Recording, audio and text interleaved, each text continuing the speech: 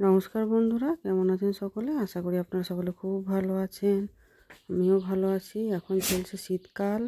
শীতকাল মানে বাঙালির রসনা তৃপ্তির সময় এবং পিঠে পুলি খাওয়ার দিন।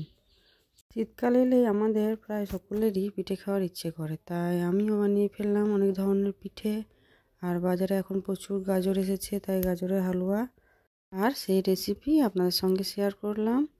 আসুন তাহলে দেখি কি কি পিঠে বানিয়েছিলাম। গাজরের হালুয়া ছাড়াও বানিয়েছিলাম সরু চাকলি, পাটিসাপটা, দুধ পুলি আর মটরশুঁটির ভাজা পুলি। তো এই রেসিপিগুলি আজকে শেয়ার করব। প্রথমে বানিয়েছিলাম দুধ পুলি।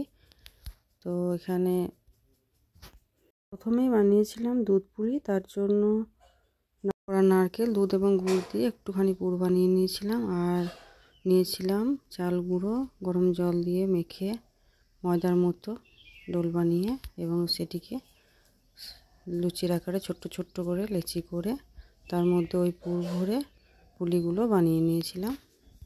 এভাবে এক এক করে পুর ভরে সমস্ত পুলিগুলি বানিয়ে নিয়েছিলাম। পুলি তৈরি হয়ে গেছে পুর ভরে। এবার দুধ দেওয়া হয়েছে, তেজপাতা দেওয়া হয়েছে, তাতে থেতো করা এলাচ দিয়ে দিলাম। এবার ফুটে উঠেছে দুধ। এবার এর মধ্যে এক এক করে সব পুলিগুলো দিয়ে দেবো।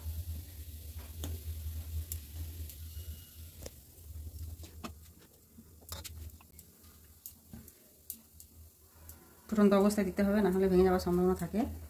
এই জন্য দুধ ফুটে উঠলে দিতে হয়। তারপর সিদ্ধ হয়ে এলে তখন মিষ্টি দিতে হবে। ব্যাস, আমাদের সব দেওয়া হয়ে গেছে, সিদ্ধ হওয়ার অপেক্ষা। এখন তৈরি হবে পাটিসাপটা। বিউলির ডাল 1 কাপ এবং চাল 4 কাপ ভিজিয়ে রেখেছিলাম, সেটা পিষে সামান্য লবণ দিয়ে ব্যাটার তৈরি করে নিয়েছি। আর দিকে পুর রেডি, এবার বানাবো।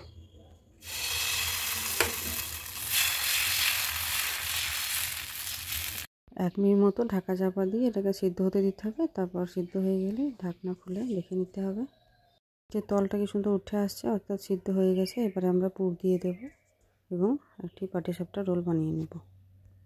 এবারে 2 পিঠ ভালো করে ঘি দিয়ে ভেজে নেব।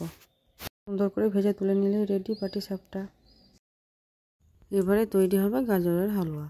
তার জন্য গাজরগুলোকে সুন্দর করে খোসা ছাড়িয়ে পরিষ্কার করে এরকম মিহি মিহি করে ঘষে নিয়েছি এবং সমস্ত গাজর ঘষা হয়ে গেলে কড়াইয়ে ঘি গরম করে নিয়ে তার মধ্যে দিয়েছি কয়েকটা তেজপাতা ও কাজু কিশমিশ। এগুলোকে ভালোভাবে নাড়াচাড়া করে নিয়ে তারপর দিয়ে দিলাম ভেজে রাখা গাজর।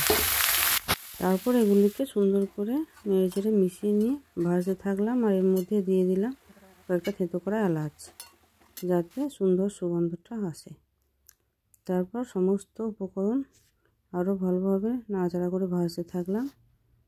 নাড়তে নাড়তে যখন কালারটা অনেকটা চেঞ্জ হয়ে আসবে এবং পরিমাণেও কমে আসবে, তখন বুঝতে হবে এটা সুন্দর ভাজা হয়ে গেছে। তখন এর মধ্যে দিয়ে দিতে হবে দুধ। দুধটা দিয়ে ভালো করে নাড়াচাড়া করে মিশিয়ে নিলাম। দেখুন কি সুন্দর একটা কেশর টাইপের রং এসেছে। কেশরের দুধ দিলে যেরকম রং হয় সেরকম কি সুন্দর একটা মিষ্টি রং, দেখে খুব সুন্দর লাগছে। তো এভাবেই ভালো করে দুধটা মিশিয়ে নাড়াচাড়া করে ঢাকা দিয়ে দেব। 10 মিনিটের জন্য সিদ্ধ হতে দেব। আর তারপর ফিরে আসবো 10 মিনিট পর। 10 মিনিট পর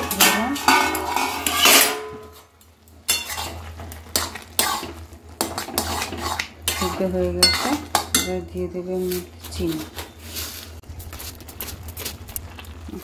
চিনিটা ভালো করে নেড়ে চেড়ে মিশিয়ে গলিয়ে নেব। চিনি গলে গেছে, সুন্দর সিদ্ধ হয়ে গেছে। এবার নামানোর সময় দিয়ে দিয়ে নেড়ে নামিয়ে দেবো, তাহলে রান্না খুব সুন্দর হবে। ব্যাস, নামানো হয়ে গেছে আমার গাজরের হালুয়া।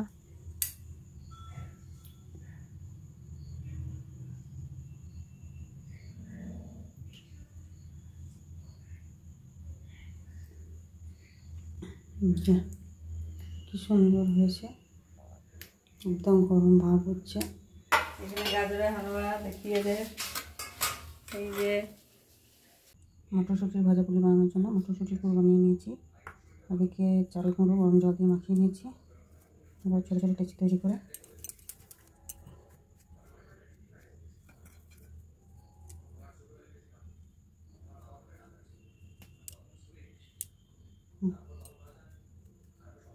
এভাবে ভালো করে মুখ বন্ধ করে নিয়ে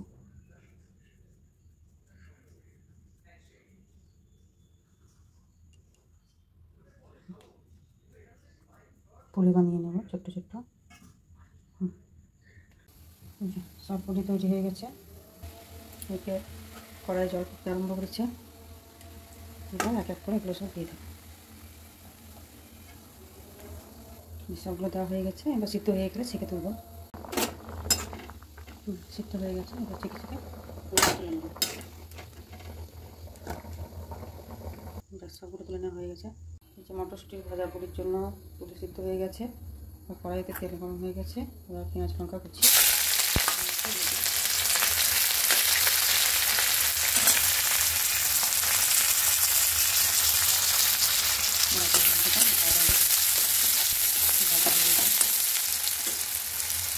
ভাজা ভাজা হয়ে এসেছে। এবার একটু আদা রসুন বাটা দিচ্ছি।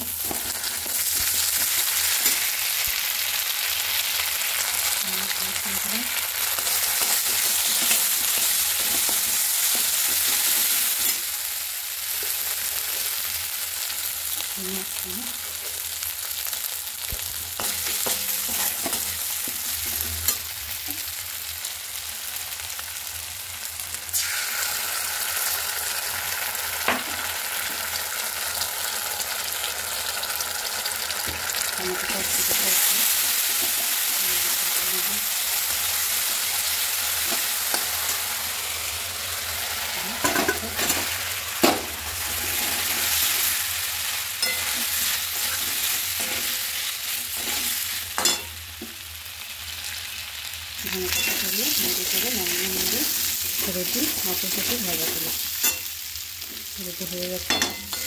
এবার আমি এগুলোকে তুলে নেব তেলের মধ্যে।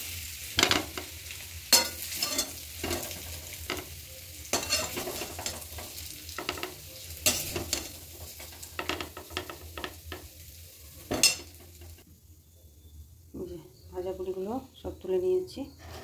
রেডি সুন্দর মশলাদার সুস্বাদু মটরশুঁটির ভাজাগুলি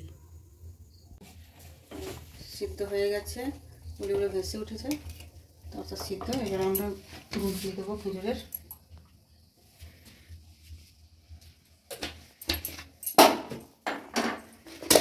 কিছুটা গুঁড়ো করা আছে, এই গুঁড়ো দেবো। ফুটে উঠলেই রেডি।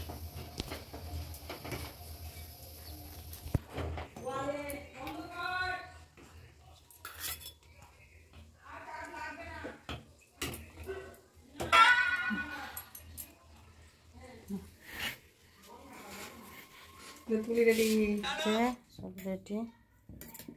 সরু চাকলি, পাটিসাপটা, মটরশুঁটির ভাজা পুলি, দুধ পুলি, খেজুরের গুড় আর গাজরের হালুয়া।